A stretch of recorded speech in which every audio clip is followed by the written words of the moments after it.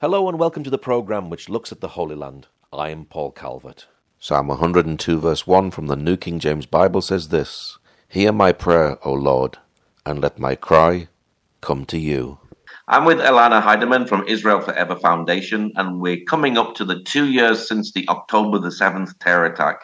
Now, Elana, how will you and Israel be remembering these tragic events?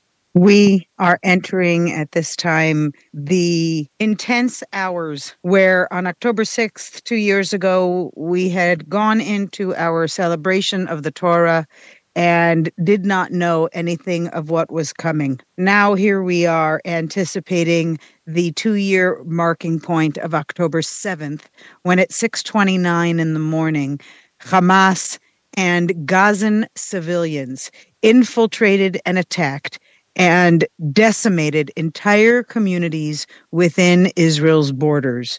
The day now, 2 years later, feels quite surreal. It feels as if we cannot comprehend how much time has passed, because we've been living all these days holding our breath because of our hostages, holding our breath because of the endless terror, not only in Israel and the attempts of terror that have been halted by our immense security forces, but also the rise of terror against Jews around the world. So we come upon this 2-year point with a little fear, maybe also some hope. There's a deal on the table. And as we know, Israel has accepted every single deal that has been offered. No matter how one feels about the Prime Minister, Bibi Netanyahu, the man has been a diplomatic genius throughout this entire process in his negotiations with the devil and enabling this potential deal now, which we hope will bring home all 48 hostages that continue to remain in Hamas dungeons and the hell of hate that they have built there in Gaza. The day is a heavy one. It also happens to be the first day of our holiday of Sukkot, which is the holiday where we sit in our huts, our temporary homes that we build outside under the stars, as a continuous reminder of the journey that we went through in the desert after being released from captivity and slavery in Egypt. We went through the desert, we lived in these huts, and we made our way those 3,000 years ago to the land that God gave the Jewish nation. So today we move into those huts and we eat with our families, and this is what's known as Zman Simchatenu, the time of our joy. It's very, very difficult. So we enter October 7th with many layers of emotion and concern. We have to add to the fact that the Houthis in Yemen continue to fire missiles targeted the main tourist section of Eilat, and Iran once again repeating its threats against Israel. And there has also been, as many people are unaware, because it's my job. It's what I got to do. I've got to keep my finger on every pulse that is beating in the world. And unfortunately, we now know that there is a plan that has been perhaps uncovered in sufficient time to stop it. But 14 cities around the United States and around the world that have been targeted for attack on October 7th. So the day is heavy. The day is frightening. Has a glimmer of hope, that silver lining. Maybe our hostages will come home. Maybe Hamas, the evil entity that dominates the world right now, maybe they will be forced to surrender. We can only hope. That's all we have left. Hope and prayer. It's a tough day for all of us. It never seems to end, really, for the Jewish people, does it? Because you're waiting for your hostages even after 2 years. Can you believe it's 2 years? We see last week there is a terrorist attack in Manchester at a synagogue. We know that Hamas have been preparing things in Germany. It never seems to stop, does it? No, it doesn't. And we have to always remind ourselves every year and throughout the year, we speak of these historical events, but we forget about how easy they can be recreated in our own time. We fall complacent, much as we were on October 6th, when we were lulled to believe There was a viable peace existing, even if it was tenuous, with those across the border in Gaza. Now we see just how deeply that entire society had been infiltrated and used as human shields by Hamas this entire time. They were used as forced labor. Children had been employed, so to speak, to dig the very tunnels that the Israel Defense Forces, the IDF, has uncovered again and again, most often situated under hospitals. So what's unique in this generation's war that the Jewish people have to face are the technological methods and the social media efforts that have really shifted the dynamic of how we face this generation's battle. Because you're right, it doesn't end. And sadly, we pray our children will never have to serve in the army, in the future, that there will be peace. But we know, and we know better. And we know that for generations to come, the Jewish people will always have to remain on alert. We say in our prayers that God will come for tevel b'tzedek, and he's going to cleanse the earth and bring justice. And we speak in our prayers of the, casting aside of the evil domination in the world. And we are literally seeing evil dominate. So the Jewish people are put in a position to be a lesson for all of humanity, the light unto the nations, as the proverb says.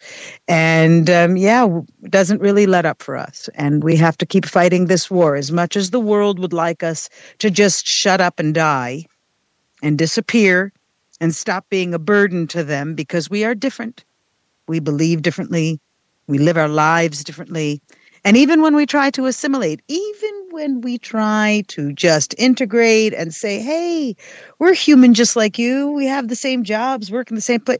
At the end of the day, even maybe sometimes our closest friends, even they realize there's something different about the Jew. And part of it is that in every generation we are hunted.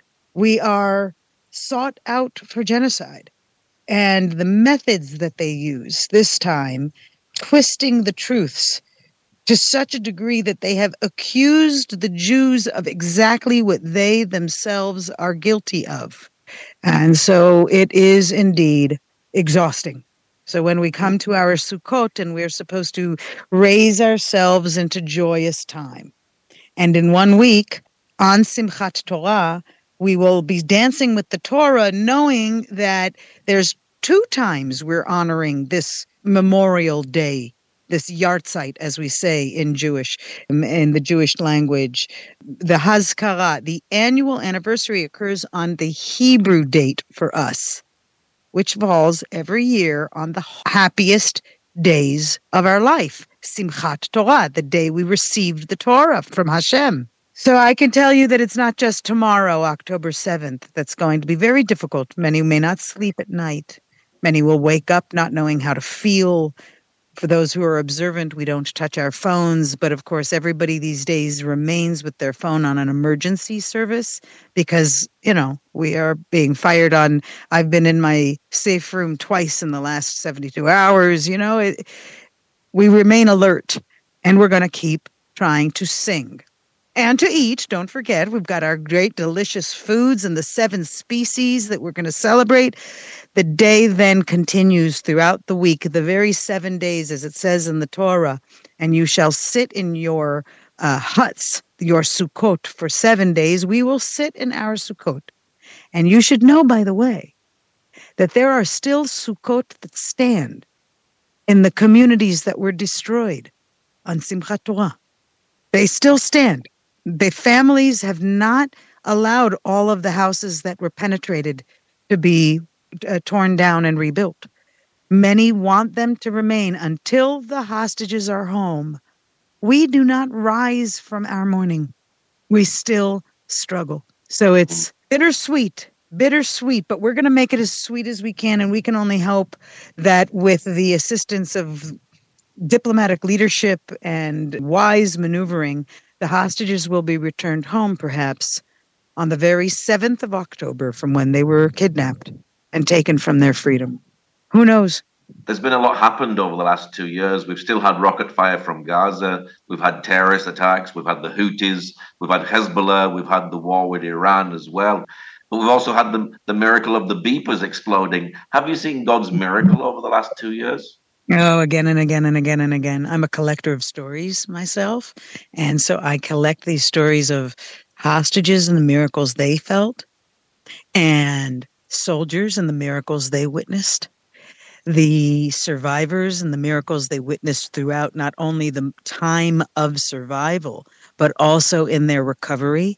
And these miracles are always, balanced with the loss. So again, it's this bittersweet existence of being a Jew. There's the story in the Bible of the two mountains, the mountain of curses and the mountain Gerizim and Ebal, the mountain of curses and the mountain of blessings, and they stand exactly opposite one another. And I think that every day we've felt that there is the curse and the blessing of the war we have to fight every time a soldier falls. But then you hear the story of how it's a miracle that 30 soldiers were not killed when that roadside bomb that was placed along a path in Gaza. All of the miracles that have taken place both on the battlefield but also in the homes. How many families have been able to witness miracles? The hostage families who have Omer Shem Tov, who began keeping Shabbat in captivity and started to say Kiddush with a little tiny bit of grape juice that had been left for him, but in the garbage. They used to give them garbage to dig through to eat, and one had a little bottle of grape juice. And that very same Shabbat was actually the Shabbat that his mother started to keep Shabbat. Miraculously. And a lot of people will say that's just coincidence. Maybe, but maybe we should always try to see the hand of God, because what we're living through right now. I'm also a Holocaust scholar. So I spent many years examining the question with my master, Elie Wiesel, on the place of God during the Holocaust. And there's been a new question rising. Well, where was God on October 7th? And since October 7th, where are we? I think that we feel now that we have to open the space for God. We have to give God a place in the modern life, social media driven news, war, all of the, you take these people like the idiots on the flotilla, if you'll excuse me, but people who consider themselves to be social justice warriors, but really all they're doing is playing the Hamas game, a Hamas-funded boat entourage. It's all for publicity. It's all propaganda. Is there a hand of God even in that? Is there a miracle that basically no one was injured? They claimed to have had all this humanitarian aid, but actually there was nothing. And when the Pope and the Vatican offered to take the humanitarian aid from the boats and deliver it themselves so that it should reach the Gazans, these, populists, they went and denied the Pope's request. Why? Because there was no aid. So if we go back to your question of whether or not there are miracles even in those things, I think we have to try hard to see them, but not give up the idea that they're there, even if we are ourselves struggling with faith or not sure how we feel about religion. I think that's the majority of people, by the way. They don't know what to do with this awakening that they feel because we are witnessing a war between good and evil, just has been dictated in every chapter of the Bible. There's a pasuk, a sentence that says, "Do not fear sudden evil because it will come." And the idea is actually repeated several times throughout the Torah and the writings of the Jewish thinkers throughout time. Do not fear the sudden evil because it will come. So if you know it's going to come, how can you be prepared for it? And with the attacks on Manchester, and by the way, there have been several attacks since. There was a Holocaust survivor who was given a roommate who killed her the next day. There are no coincidences.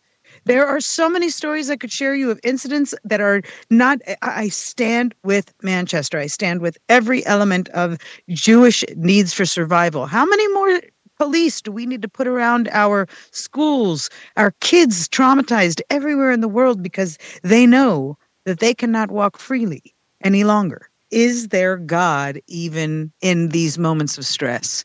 That was really my question back to you. Like, how do we feel about, where are their miracles? Where is their God? Somebody had recently said to me with Charlie Kirk's assassination, is there God in there? Is this a miracle? Is there a miracle that's happening here? Where does this fit in our ongoing battle between good and evil? Has this war played a heavy toll on Israel? We see soldiers having to go off and fight, which means, there's one parent in the family having to look after the children because the father is away fighting. We hear of soldiers who've died, but we maybe don't hear so much about soldiers who've came back injured, maybe lost an arm or a leg. And we hear sadly about soldiers committing suicide. So has this had a heavy toll on Israel over the last 2 years? Beyond the comprehension of anyone who was not living through it. That's the simple answer. Unless someone has come here and witnessed an entire nation who is suffering through mourning and ongoing fear while simultaneously seeking joy and hope every single day of these years, unless you've experienced it, you cannot understand. The damage that it has done is not only on those fighting, it's on the entire country. People who had to receive the bodies after October 7th, their ongoing trauma care, that's another unspoken community.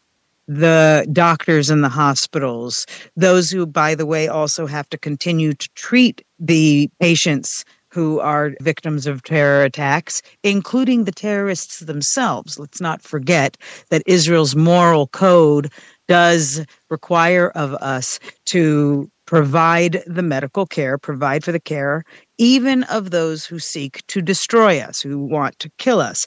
That includes not only those in hospitals, it also includes those in Gaza. There is no evidence, never in history has the country that was attacked been expected to provide humanitarian aid for the country that attacked it, for the citizenship that attacked it. And that's exactly what is demanded of Israel.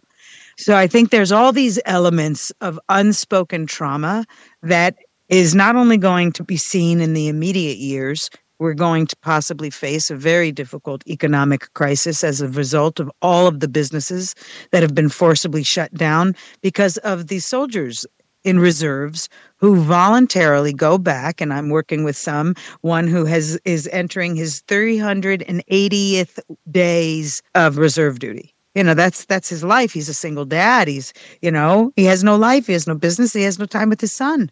So, and think of the impact on the son. There's a lot of internal aid, though, that Israel is very unique in this way, how our volunteering amongst the population has helped save the country. People who, especially in the pensioner community, where they are going out and they're working in the agricultural fields, they're volunteering and going to hospitals every day to sit with injured soldiers. There's a video right now that's circulating in the feeds of a group of men playing what's called in Hebrew kritzot. On the beaches, you'll see it everywhere, that they're kicking a ball or volleyballing it, handballing it. They've always got a ball, right? They're playing ball. And every single one of the group of men in this circle kicking a ball around are missing a limb. But if you can imagine what this looks like and and then when you walk by it, what it feels like, these men have given up and they're smiling and they're happy. And they know that the world has spread terrible lies about them, complete and utter lies about abuses as soldiers, which we know for a fact are lies. Much like the lies of Greta Thunberg claiming to have been abused when she was just arrested, we now know it's all made up because she gave a testimony upon her arrest and then everything was, cleared. And only after the fact, suddenly it came all these lies. This is the same machine. The same machine that's propagating lies about Israeli soldiers. So these Israeli soldiers know you can say all you want about me, but I have done everything within the moral code because that's who we are. So that's another layer of the Israeli society that's been affected. And I think we'll see in the future, there's a tendency to look at things between liberal versus conservative or left versus right. Those things don't really work in Israel. And part of the reason is because of these ongoing traumas and terrors that we have to deal with. So you're seeing a new movement now of reservist soldiers getting more involved in whether it be politics or social change. And they're very, very proudly nationalistic without shame. Why should we be ashamed of being Zionist? Zionism is Judaism. You cannot divorce one from the other. Zion is the people. It is the city of Jerusalem. It is the land. We are Zion. So Zionism is a belief in the Jewish right to existence in our ancestral biblical homeland.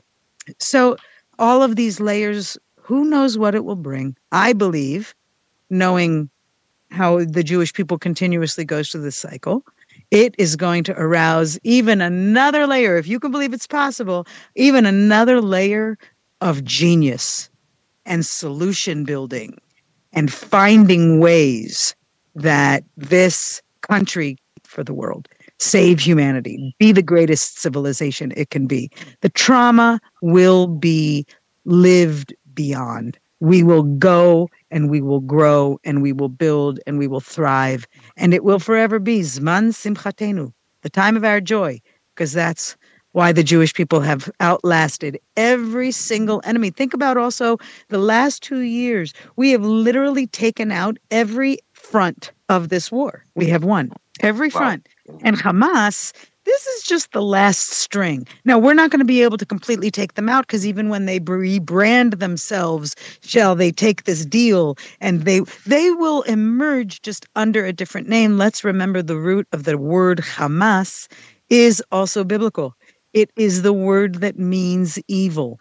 So they will find ways so that they will spread that evil, and they'll be in a different name of jihad and a different organizational name and a different leader, and they'll go underground because that's what the rats do, and that's what they're going to keep doing. So we have to be aware. Do not be surprised when sudden evil strikes, because it will come. As we begin to remember October the 7th tomorrow, and as tonight we have the holiday of Sukkot, are you hopeful that the hostages are going to be released? And do you think Donald Trump's plan will work? I'm so hesitant to say that, yes, I'm hopeful. But that's me. I've been hopeful every time. I've been always praying that, praying that the soldiers knew so well where the hostages were, that they were able to avoid. And that's exactly what has happened. Every day we pray. Every day I wear my pin. Every day I wake up in the morning and I think of the hostages, and I go to sleep and I think of the hostages. And so I've always remained hopeful. I hope this works. I have no confidence. I have confidence in Israel's leadership much more than I think many people in the world do, because they're so blinded by Bibi derangement syndrome, the Bibi hate. Right. And I think that's the issue also with Trump's plan and whether or not it'll be successful, because people are blinded by their Trump derangement and their hate for him that they may not even give it a chance to have the hope. Like, where are all the people who've been calling for ceasefire? Why are they not putting all of their effort behind this plan? This is the most comprehensive plan that accomplishes literally everything, and taking evil out of power.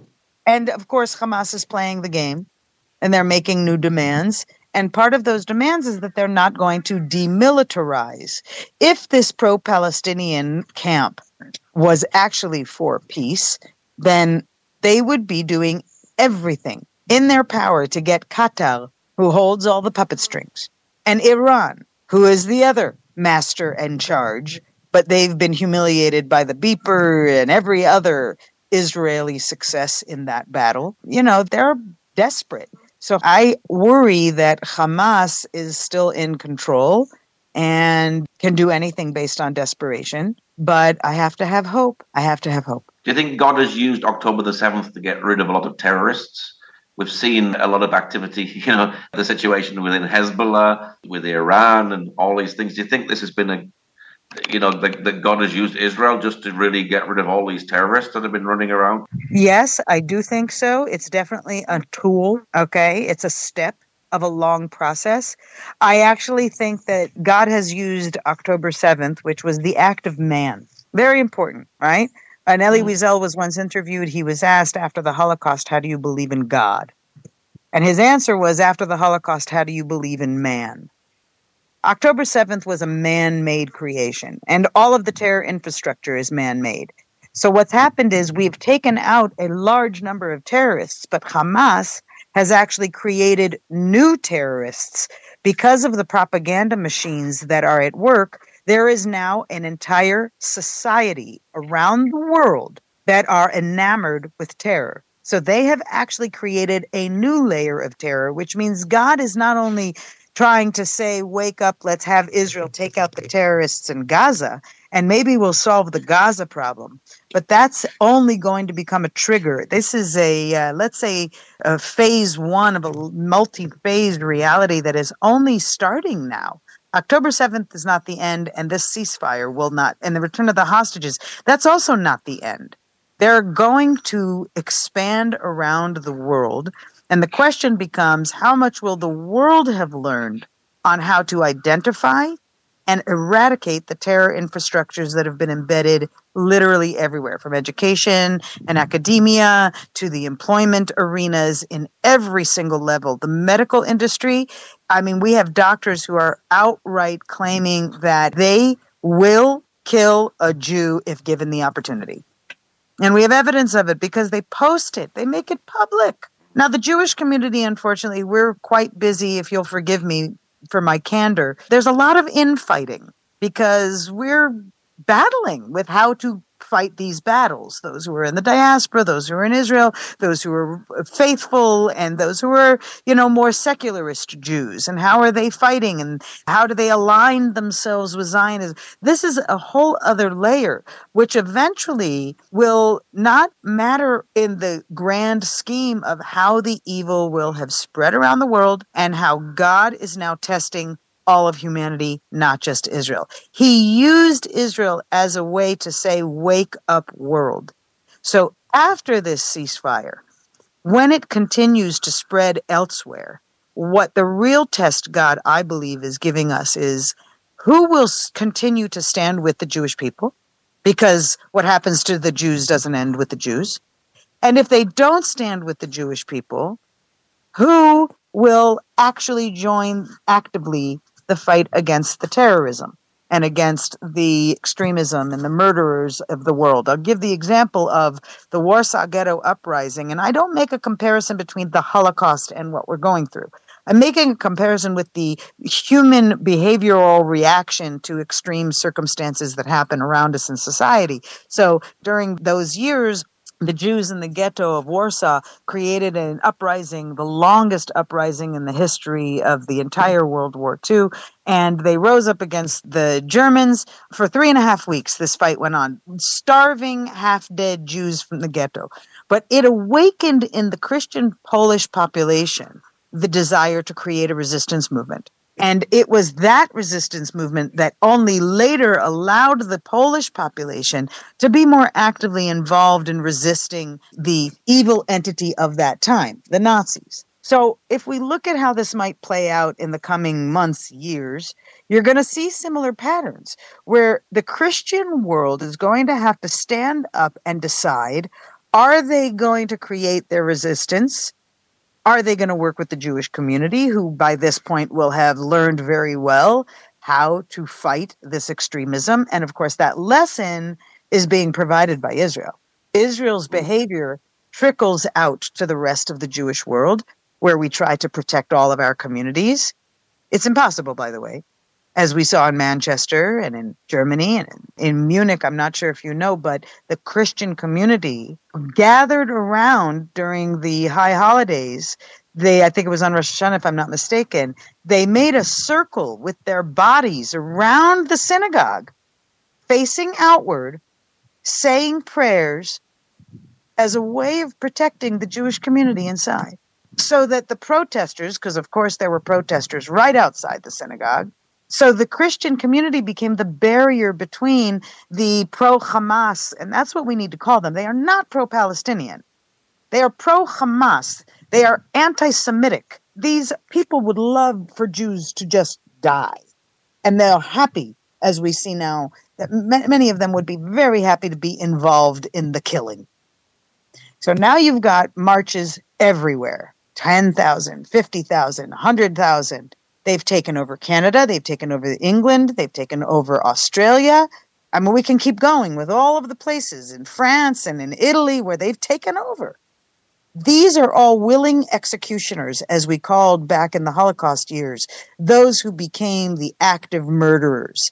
They are willing executioners because they believe that they're doing something good. Only the just society will be able to determine, is this evil? How can I expose this evil? People are so afraid of being accused of being Islamophobic. But there's a reason that phobia exists. And we have to distinguish. Nobody's Islam. It's also a concept created by the Islamic machine that says, we're going to make you so afraid of us, you're even afraid to criticize us. And therefore, we can marry 9-year-old girls, and we can rape and behead and burn babies alive, and you will join us. And unfortunately, that will continue to happen, and yes, people will be joining them. So going to the ultimate answer to your question, what comes next? How do we translate it, and how do we work together? Because that's what's going to save humanity in the coming time. What is your prayer 2 years on? That we don't forget. And I hate to say never forget and never again. I'm not a fan of the cliches. But I think that we are easily forgetting what happened. People are desensitized, so they no longer even watch the videos or hear the recordings and the screams and the gunfire. Those who saw the video that was taken of the massacre of Nigerian Christian communities also probably, turned their sound off. It's hard to listen to, screaming and gunfire. So we need more people to actively remember. I pray that that memory remains alive. I pray that more people will raise the uncomfortable subjects in their homes so that they can find ways to create a common ground for good, meaningful conversation with their children and their friends, that they'll be able to actually wake up, not be woke, but wake up.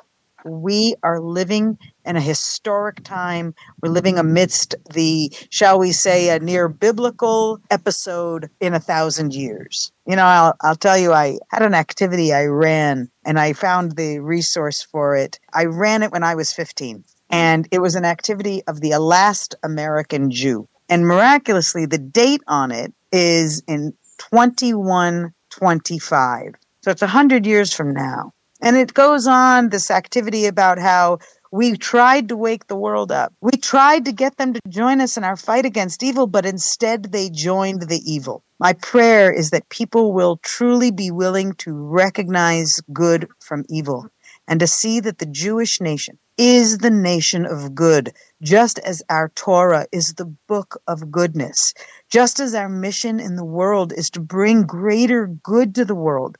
To bring our mitzvot, to do good deeds every minute of every day. And when you believe in the good of the people of Israel and the existence of Israel, then you will be more equipped to see the difference between good and evil. You will stand on the side of good, and you will know that the Lord is with us all. Those are my prayers, and may we all pray more. What's your website for people who'd like to know more about the work that you do? Come to israelforever.org. And most importantly, right now, follow us on our social feeds and our podcast and on YouTube, because that's where we're doing the majority of our active work on a day-to-day basis, helping to make the current realities personal and meaningful and empowering for you, the everyday individual out there struggling with very complex issues. On our website, you will find a wealth of resources and materials that you can use in your private life or in your communal life.